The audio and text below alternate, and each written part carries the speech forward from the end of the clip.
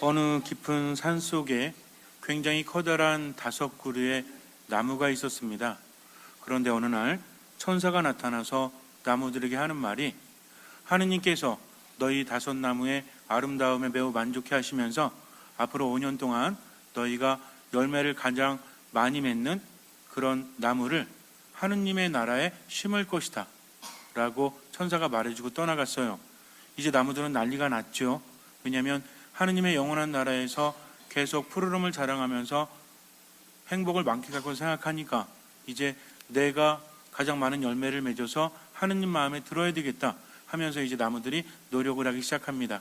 태양이 떠오르면 태양의 빛을 받아들이기 위해서, 그리고 비가 올 때면 마음껏 나무 가지를 펼치고 빗물을 받아들이고 뿌리로 빨아들이고 이렇게 하면서, 그리고 저녁이 되면 조용한 가운데 하느님을 향한 기도를 하면서 이제 천국에 들어갈 수 있는 그런 자격을 갖추기 위해서 노력을 합니다. 그렇게 1년이 지났어요. 나무들이 노력한 결과 열매가 굉장히 많이 맺어졌습니다. 그래서 이 나무들은 너무나 행복했죠. 근데 가만히 보니까 나만 많은 열매를 맺은 것이 아니라 이쪽에 있는 나머지 4그루의 나무도 열매를 많이 맺는 거예요. 그래서 안 되겠다 하면서 더 노력을 합니다. 그렇게 2년이 흐르고 3년이 흐르고 4년이 흘렀어요. 3년이 흐르고 이제 4년째가 되었습니다. 나무들이 생각할 때, 가만히 보니까 이게 뭔가 흐름이 있는 거구나. 그래서 이제 어느 정도 3년 동안 보니까 이제 어느 정도의 평균 열리는 열매의 수를 알았다는 거죠. 그동안 열심히 양분도 빨아들이고 그리고 빗물도 빨아들이고 또 마음가짐도 하느님을 향하면서 열심히 열매를 맺어봤는데, 그래도 자기 안에 평균치라는 것이 있죠. 그래서 가만히 보니까 이 정도의 열매가 여기에서 더 많이 맺어지거나 더 적게 맺어지거나 하는 적정치가 어느 정도인지를 알게 됩니다. 그래서 이제 4년째 기대감이 컸어요. 그래서 막 열매를 막 맺었는데 이때는 굉장히 날이 좋고 또 주변 환경이 너무나 좋아서 평년에 비해서 2배 이상의 열매를 맺습니다.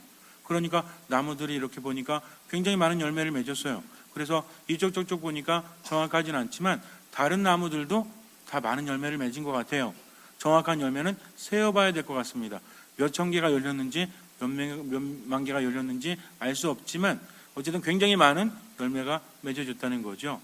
그러니까 이제 1년 남았고 가만히 생각해 보니까 예년의 경험을 통해서 이렇게 측정해 본 결과, 그리고 통계를 내본 결과 이만큼 많은 열매를 맺을 수가 없다.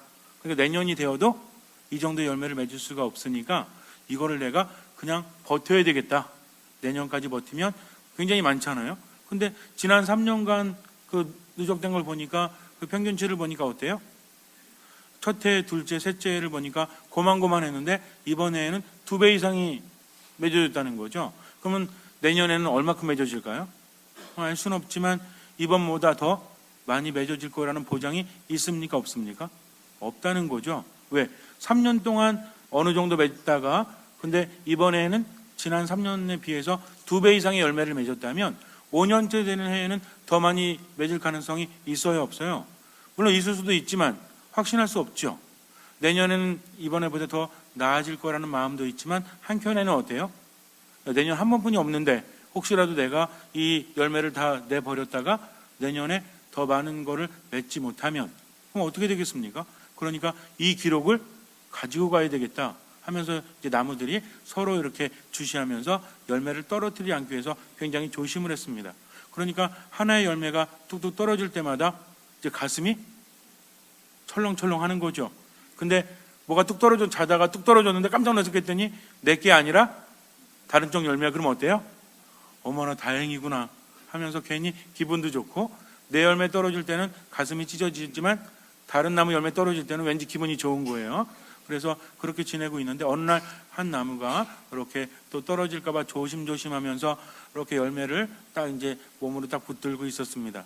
그런데 뭔가 기분이 이상해서 밑에를 쳐다봤더니 아주 조그만 동물 하나가 와서 이렇게 나무를 바라보고 있는 거예요.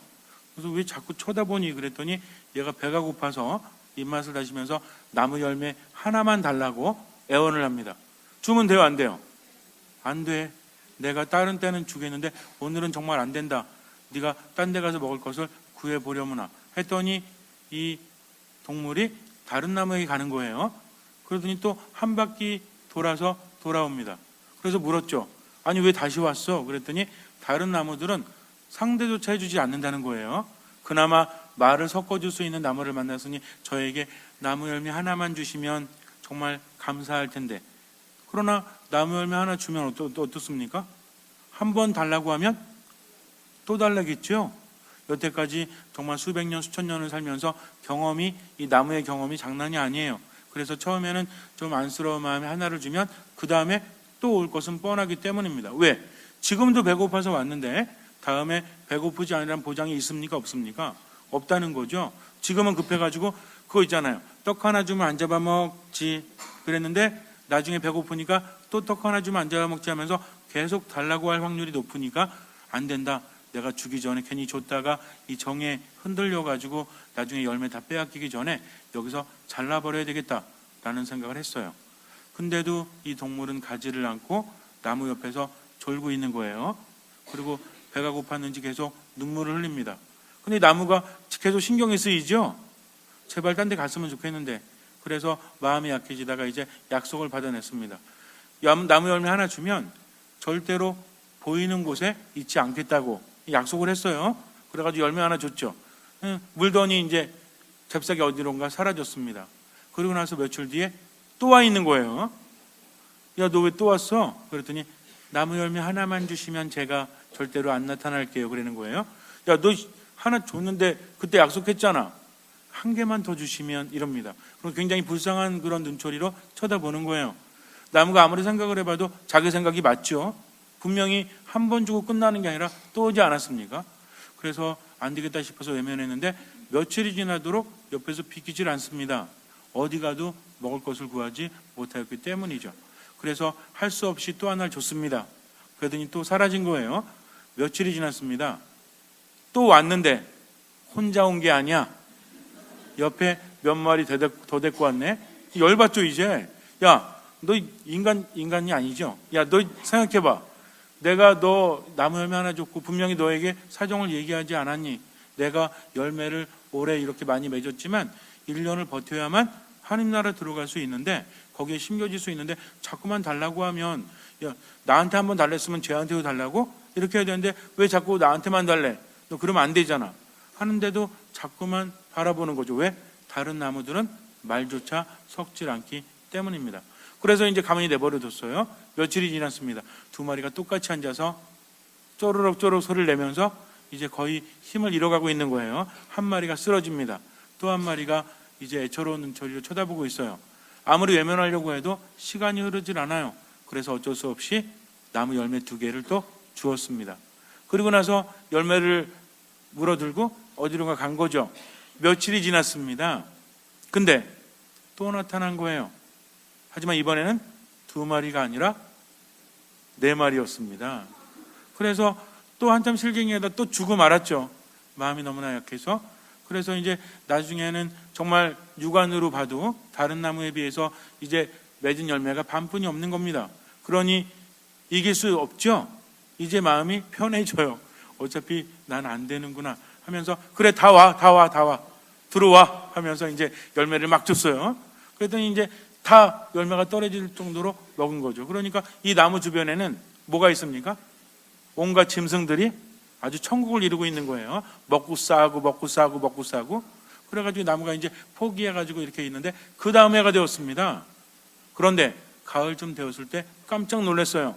왜냐하면 다른 나무들은 작년에 가지고 있는 열매를 가지고 버티다가 열매를 떨어뜨리지 못해가지고 그 다음 년도 가을이 되었을 때 가지고 있는 것들이 다 떨어지기 시작했다는 거죠. 그런데 새로운 열매는 맺어지지가 않았습니다. 반면 짐승들에게 열매를 나누어줬던 나무는 짐승들이 거기서 뭐 했어요? 먹고 싸고 그러니까 어떻게 되겠습니까? 거름이 되고 비료가 되고 양분이 넘쳐 흘러가지고 가을이 되니까 엄청나게 많은 열매들이 다 맺어졌다는 거죠. 이제 천사가 와서 나무들을 보니까 나머지 4나무는 앙상한데 한 나무만 엄청나게 많이 가지고 있는 거예요. 그래서 그 나무를 데리고 하늘로 올라갔다는, 믿거나 말거나 제가 만든 이야기입니다. 우리가 복음을 이해하기 위해서는 비유가 좀 필요하기도 한데 오늘 복음은 굉장히 우리 마음속에 어쩌면 의욕을 남길 수 있는 복음이죠. 왜냐하면 가진 사람은 더 갖게 되고 가지지 못한 사람은 있는 것마저 빼앗길 것이다. 좀 억울한 말이지 않습니까? 그런데 오늘 이 말씀은 우리가 제대로 잘 알아들어야 돼요. 굉장히 어렵습니다. 쉬우면서도 어려워요. 그러니까 귀를 쫑긋 세우시고 생각하시면서 받아들일 수 있어야 합니다. 처음에 예수님께서는 등경을 가져다가 등불을 가져다가 침상 밑에 놓는 사람 또는 어디 담아놓는 사람 없다라고 말씀을 하십니다. 왜냐하면 불이 있고 이거를 끈다고 할지라도 어때요? 어떤 재가 있기 때문에 냄새가 나거나 그을음이 생기죠. 침상 밑에 놓을 수 있어요, 없어요? 그러니까 요즘처럼 전기로 되는 게 아니라 옛날에는 어떻게 했어요? 심지에다가 이렇게 넣어가지고 그리고 이제 끌 때 어떻게 끄면 호흡 불어서 끄면 이렇게 해가지고 뭐가 생겨요? 그을음이 생기죠. 절대로 침상 밑에 둘 수가 없다는 거죠. 이것이 켜져 있든 켜져 있지 않든 어쨌든 침상 위로 올라와야 한다는 겁니다. 그리고 숨겨져 있는 불빛은 어떻게 돼 있어요? 드러나게 마련이라고 예수님께서 말씀하시죠. 왜 그렇습니까? 불빛은 막을 수 없다는 거죠. 그러니 어쨌든 사람들이 살아가는 생활을 본다고 할지라도 이 등경이라는 것은 어디 있어야 된다? 켜져 있든 꺼져 있든 위에 올라와 있어야 되고 감추어질 수 없는 것입니다.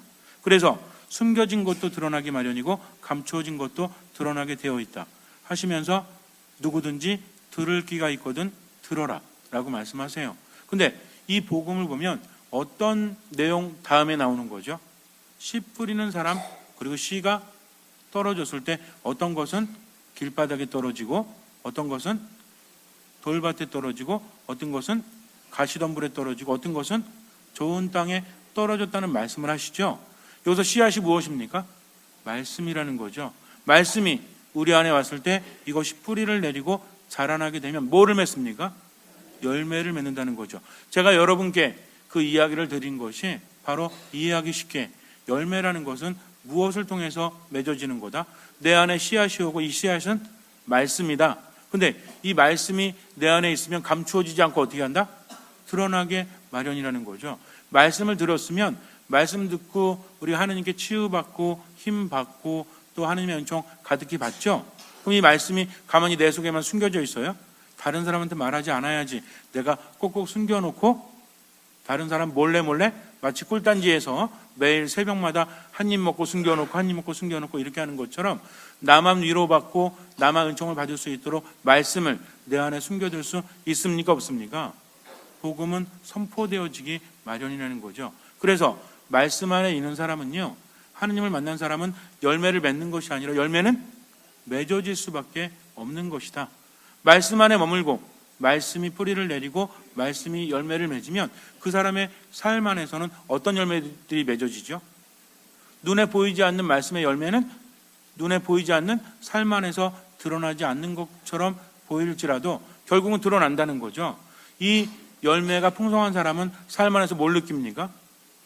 기쁨을 느끼고 행복을 느끼고 사랑을 느낀다는 거죠. 우리들의 삶이라는 것이 신앙과 분리되어질 수 없다고 했습니다. 그러면 살아가면서 왠지 우울해, 그리고 분노에 휩싸이거나 부정적인 느낌이 많아. 이건 결국 열매가 풍성하다는 얘기입니까? 풍성하지 않다는 얘기입니까? 풍성하지 않다는 얘기죠. 그러나 말씀이 열매를 풍성하게 맺으면 기쁨과 행복, 즐거움이 느껴질 수밖에 없다는 얘기예요. 그리고 이런 사람들은 다른 사람에게도 이걸 전하고 싶습니까? 아니면 전하지 않습니까? 전할 수밖에 없다는 거죠. 열매가 너무나 많이 맺어지니까 다른 이들에게 전하지 않고는 해결할 수 없는 거죠. 우리가 말씀을 알아들을 때 우리 안에서 가장 크게 열매 맺는 것은 무엇입니까?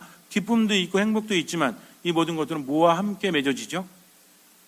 하느님의 말씀이 있는 곳에 이게 없으면 안 되죠? 어떤 열매가 가장 크게 맺어집니까? 그렇죠. 사랑이라는 열매가 크게 맺어지니까 기쁨이나 행복이라는 열매도 함께 맺어질 수밖에 없다는 거죠. 사랑은 무엇입니까? 사랑은 뭐예요? 사랑합니다. 사랑합니다. 이거 사랑이에요? 사랑이라는 것은 어떤 형태죠? 결국은 사랑이라는 것이 남이 내게 하지 않았으면 하는 것을 내가 안 하는 것이요, 남이 내게 해주었으면 하는 것을 내가 하는 거라고 우리가 길게 말할 수도 있지만, 사랑이라는 것은 그렇게 본다면 주는 성향이 큽니까? 받는 성향이 큽니까? 누구를 생각해 주는 거죠. 누구에게 마음을 써 주는 거죠. 누구에게 도움을 주는 거죠. 그러니까 눈에 보이는 형태가 아니라고 할지라도 사랑이라는 속성은 뭐 할 수밖에 없다? 여러분들이 가만히 있어봐. 신부님이 외우라고 했지. 황금률. 그래, 황금률 외우라고 그랬어. 황금률은 남이 내게 해주기를 바라는 그대로 내가 남에게 해주는 거다. 또 소극적인 의미로 무엇이다? 남이 내게 하지 않았으면 하는 것을 나도 하지 않는 거다 라고 복잡하게 외우지 않아도요, 사랑이 안에 있으면 뭐 하고 싶어? 주고 싶죠. 자꾸만 주고 싶어요. 사랑은 원래 그래요. 내 안에 있으면 튀어나가고 싶어 해. 근데 튀어나가면 비는 것이 아니라 더 큰 사랑이 채워진다는 거죠. 더 큰 사랑이 채워지면 어때요? 처음에 사랑이 자리할 때는 우리 안에 사랑의 자리가 점점 이렇게 커지죠. 커지니까 어때? 원래 있던 사랑은 자꾸 밖으로 나가고 싶은 거예요. 얘가 나가면 뭐가 더 들어와? 더 큰 사랑이 들어오네. 그러니까 사랑도 커졌으니까 뭐도 커져? 기쁨도 커지고 행복도 커지고 만족감도 커질 수밖에 없다는 겁니다. 그리고 생기도 더 넘쳐흐를 수밖에 없다는 거죠. 근데 내가 이 기쁨, 이 행복은 남한테 주고 싶지 않아 라고 이것을 얼매고 있다면 이건 진짜 열매가 아니에요. 진짜 말씀의 열매는 결국 뭐가 빠지면 안 되기 때문에? 사랑이 빠지면 안 되기 때문이요. 사랑의 속성은 무엇이다? 주는 거다, 받는 거다? 주는 거라고 말할 수 있다는 거죠. 그래서 제가 구체적으로 말씀드렸죠. 생각해 주는 것, 마음 써 주는 것, 도와 주는 것. 이게 사랑이죠. 내가 어떤 사람 사랑한다고 하면서 그 사람 생각도 안 해. 마음을 써주지도 않아. 그리고 뭔가 도움을 주지도 않아. 이거 사랑이에요? 이건 사랑 아닙니다. 진짜 사랑이라는 것은 나보다 더 그 사람에게 뭔가를 주고 싶어서 안달이 난 것이 바로 사랑이기 때문이라는 거죠. 사랑에 대한 정의는 많지만 어쨌든 사랑은 뭐 하는 거다? 주는 거다. 근데 마음속에 믿음이 있다라고 하면서 인색하고 다른 사람 도와주지도 않고 나만 잘 먹고 잘 살면 되고, 이런 사람은 결국 주려는 마음이 없으니까 뭐가 없는 겁니까? 사랑이라는 게 없는 거죠. 하느님 안에서 기쁘게 살고 싶어. 행복하게 살고 싶어. 딴 게 다 좋은데 어떤 인간이 자꾸 나를 기쁘지 못하게 해요. 행복하지 못하게 해요. 그러면 여기서 어떤 생각이 듭니까? 아니, 내가 믿음 생활 열심히 하면서 하느님 안에서 편안하고 싶은데 왜 저 인간 때문에 불편하지? 하면서 그 인간이 사라졌으면 좋겠죠. 그러나 그 인간 사라지면요, 더 대단한 인간이 나타납니다. 그래서 사랑이라는 건 뭐냐면 저 인간이 사라지는 것이 아니라 지금 내가 저 사람에 대해서 불만을 가지고 있구나. 그러니까 내 안에 뭐가 없구나? 사랑이 없으니까 점점 뭐가 사라질 수밖에 없다? 기쁨과 행복이. 그러니까 시간이 지날수록 기쁨과 행복은 더 커집니까? 작아집니까? 근데 우리는 어떻게 생각해? 내 안에 사랑이 사라지기 때문에 기쁨과 행복이 사라지는데 오히려 자꾸만 누구 탓을 해요? 저 인간 때문이야. 점점 힘들어지는 거야 하면서 제대로 보지도 듣지도 못하는 거죠. 들을 끼가 있는 사람은 알아들어야 합니다. 열매가 맺어지면요, 사랑이라는 것은 빼놓을 수 없기 때문에 사랑과 기쁨과 행복은 함께 가는 건데, 사랑은 뭐 하는 거다? 주는 거라는 거죠. 사랑으로 주는 게 아까워요, 안 아까워요? 처음엔 아까울 수도 있어요. 이게 사랑이 있어도 여러분 한번 생각해 보세요. 어떤 사람이 그냥 천성이 착하대. 그래가지고 뭐 달래면 맨날 줘. 그냥 그래 줘. 이게 하느님 보시기에 아름다운 거예요? 우리 그렇잖아요. 예를 들어서 어떤 애가 그냥 주기 좋아가지고 여러분들 있으면 뭐 아무나 다 줘. 지나가는 개도 주고 고양이도 주고 나도 주고. 이거 하고 얘는 원래 잘 안 줘. 근데 이거 내가 먹어야 되는데 자꾸 달라고 하니까 아까워하다가 이렇게 줘. 그러면 누가 더 이뻐요? 이해가 잘 안 되십니까? 나한테 소중한 거지만 당신이기 때문에 드린다고 하는 애가 더 이뻐 보이지 않습니까? 여러분들 고민하지 마세요. 내가 하느님 믿고 있는데 왜 아까워하지? 당연히 아깝죠. 아까운데 주니까 의미가 있는 거지. 막 주면 쓰레기지 뭐 그게 보물입니까? 나도 아프고 나도 힘들고 나도 아깝지만 주님을 위해서라면 내어놓겠습니다 하면서 오늘 가서 도와주고 왔는데 힘들어 죽겠네. 나 다음부터 또 안 도와줘야 될까? 근데 마음 불편해? 또 도와줘. 그러면서 힘들어 죽겠네. 그럼 이거 제대로 된 거야, 안 된 거야? 제대로 된 걸 수도 있다라는 거죠. 어쨌든 힘들어 죽겠지만 하느님 위해서 그 일을 했기 때문이죠. 이렇게 하다 보면 나중에 어떻게 돼? 그 자체가 행복이라는 것을 깨닫게 되죠. 근데 우리는요, 이 과정을 뛰어넘으려고 그래. 가만히 있어 보자. 내가 하느님 믿고 있지? 미운 인간 있지? 기도하면 미움 사라질 거야. 주님, 제 마음속에서 미움 사라질 수 있도록 이끌어 주세요. 땡! 봤더니 어때? 더 미워. 이럴 수 있다는 거죠. 그러니까 뭐 하지 마라? 판단하지 말고 힘들어도 주님의 뜻이니까 하는 거죠. 그러다 보면 성장합니까? 안 합니까? 이게 신앙 체험이죠. 근데 기도한다고 한 번에 다 대번에 이루어지면 이거는 별 의미가 없지 않습니까? 그러니까 사랑이라는 것이 있다고 할지라도 아까울 수 있다. 마음이 아플 수도 있다. 그러나 뭘 선택한다? 주는 것을 선택하는 것이 더 낫다라는 거죠. 그렇게 자꾸 하다 보니까 어때요? 내가 주는 기쁨을 알게 되고 주면서 마음속의 기쁨이 쌓이게 되고. 근데 문제는 뭐냐면 아까도 말씀드렸지만 준다는 건 뭐가 있을 때 주는 거예요? 가진 게 많다고 해서 줄 수 있는 거 아닙니다. 사랑이 있어야 되는데 이런 것들은 세속과 다르게 내 안에 무엇이 있어야 진심으로 줄 수 있죠? 그럼 물론. 근데 사랑은 언제 생겨요? 이러시면 심히 곤란합니다. 우리는 세상 사람들이 아니라고 했잖아요. 우리는 신앙인이라고 했잖아요. 그럼 사랑은 어느 곳에 생기죠? 그렇죠. 하나님이 계신 곳에 생겨난다니까요. 말씀이 있는 곳에 생겨난다니까요. 고민할 필요 있어요, 없어요? 분명히 사랑해야 되는데 내 안에 사랑이 없구나. 아까운 게 너무나 많구나. 이럴 때는 내 안에 사랑이 없으니까 어떻게 하면 돼? 있게 하면 되는데 있게 하는 방법이 뭐라고요? 말씀이 씨앗을 내리고 자라나면 하느님의 자리가 커지고 모두 커진다? 사랑도 커지니까 사랑이 없을수록 뭐한다? 기도하고 말씀 안에 머물고 미사 참여하면서 뭔가 깨닫고 또 나아가고 이러면서 점점 사랑이 자라나죠. 믿음도 자라납니다. 믿음이 자라남에 따라서 모두 자라요? 사랑도 자라죠. 그러면 내가 주는 것도 자라겠죠. 주면 줄수록 어때요? 더? 오늘 뭐라고 하셨어요? 너희가 되어서 주는 만큼 되어서 받고 거기에 더 보태어 받을 것이다. 아까워하지 말라는 거죠. 내가 사랑에 의해서 자꾸 베풀잖아요. 여기서 더 보태고 더 보탠다고 하면 예수님 말씀 기가 막히지 않아요? 너희가 되어서 주는 만큼 되어서 받고 거기에 더 보태어 받을 것이다. 얼마나 많이 보태서 주시겠습니까? 내가 한 5라는 걸 남에게 줬어요. 하느님 보실 때 어때? 5만 주는 게 아니라 여기에 500을 더 주시기도 하죠. 이런 것들이 바로 하느님 안에서 머무는 사람이다. 분명히 우리가 신앙 안에서도 고민해야 될 필요가 있는데 아까도 말씀드린 것처럼 다른 나무들은요 하느님 나라 들어가기 위해서 가지고 있었죠. 그러나 뭐가 없었던 거예요? 사랑이 없었던 거죠. 그러니까 모든 판단의 기준이 무엇이다? 하느님 나라라고 생각했다면 눈에 보이는 열매보다 뭐가 더 소중한지 알았어야 돼요. 들을 귀가 없기 때문에 알아듣지 못한 거죠. 하느님 나라는 하느님이 계신 곳이요 하느님이 계신 곳에는 뭐가 있습니까?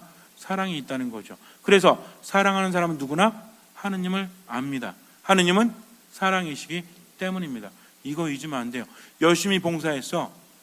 이 봉사가 참된 봉사라면 그 안에 뭐가 있으면 돼요? 사랑이 있으면 돼요. 열심히 신앙생활 했어요. 근데 이 안에 뭐가 빠지면 진짜 신앙 아니야? 사랑이 빠지면. 그러니까 내가 어떤 생각을 하든 어떤 말을 하든 어떤 행동을 하든 뭐가 있어야 된다? 사랑이 있어야 된다. 근데 사랑이 없으면 어떻게 해야 된다? 1번 포기하고 접시물에 코 박고 죽는다?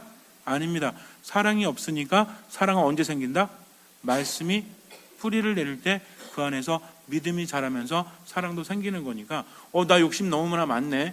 나 사랑이 너무나 많네. 나 이기적이네. 이럴 때는 더 기도하십시오. 말씀 안에 머무십시오. 미사에서 주님과 일치하십시오. 그러다 보면 내가 변하는 게 아니라 사랑이 가득해짐을 느낍니다. 그래서 미사 열심히 나오면 안에서 뭐가 사라져? 안에서 뭐가 사라져요? 내 안에 어둠이 사라지고 또 내 안에 안 좋은 것들, 부정적인 것들이 사라지고 어떤 자리가 커져요? 사랑의 자리가 커지니까 행복감은 더 큽니까? 안 큽니까? 삶이 기뻐요? 안 기뻐요? 삶이 신나요? 안 신나요? 삶이 활기차요? 아니면 그냥 죽지 못해 살아요? 활기차게 살죠. 내가 말씀 안에 머물고 또 미사 때 온전히 주님과 일치하고 기도하면 내 안에 사랑이 생겨난다는 것을, 삶이 더 행복해진다는 것을 믿으십니까? 정말 믿으십니까?